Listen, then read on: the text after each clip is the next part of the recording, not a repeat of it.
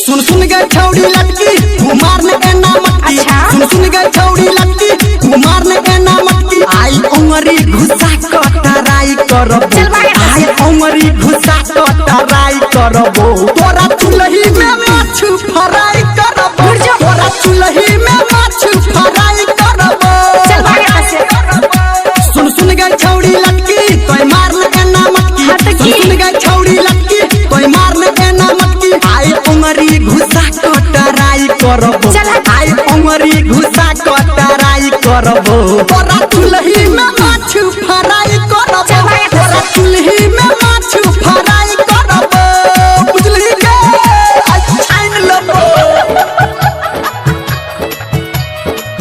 तोरा चुल्ही में, तोरा चुल्ही में, तोरा चुल्ही में माछ फ्राई करबो। हेगे रात अनहरिया में मौका उठा ले, चढ़ल जवानी पे चौका लगा ले। हेगे रात अनहरिया में मौका उठा ले, चढ़ल जवानी पे चौका लगा ले। छेनी में छेनी आई चल तू सटा ले, छेनी में छेनी आई चल तू सटा ले। खिड़की के अपना पर्दा हटा ले, खिड़की के अपना पर्दा हटा ले। ठोकाले आई किली देखा के हमरा दिली, ठोकाले आई किली देखा के हमरा दिली। नहीं तो दमकल पे तोरा चढ़ाई करबो, नहीं तो दमकल पे तोरा चढ़ाई करबो। तोरा चुल्ही में माछ फ्राई करबो, तोरा चुल्ही में माछ फ्राई करबो।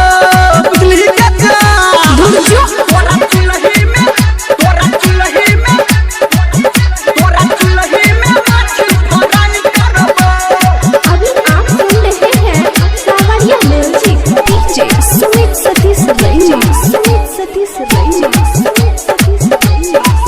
हेगे ऐसन फैसन तोहर न चलतो, हमारा पे तोहर बापो ने बोलतो। हेगे ऐसन फैसन तोहर न चलतो, हमारा पे तोहर बापो ने बोलतो। धर्मेंद्र निर्मलिया घर जो बखलतो, धर्मेंद्र निर्मलिया घर जो बखलतो। संजय है गौतम पीछा से हेलतो, संजय है गौतम पीछा से हेलतो।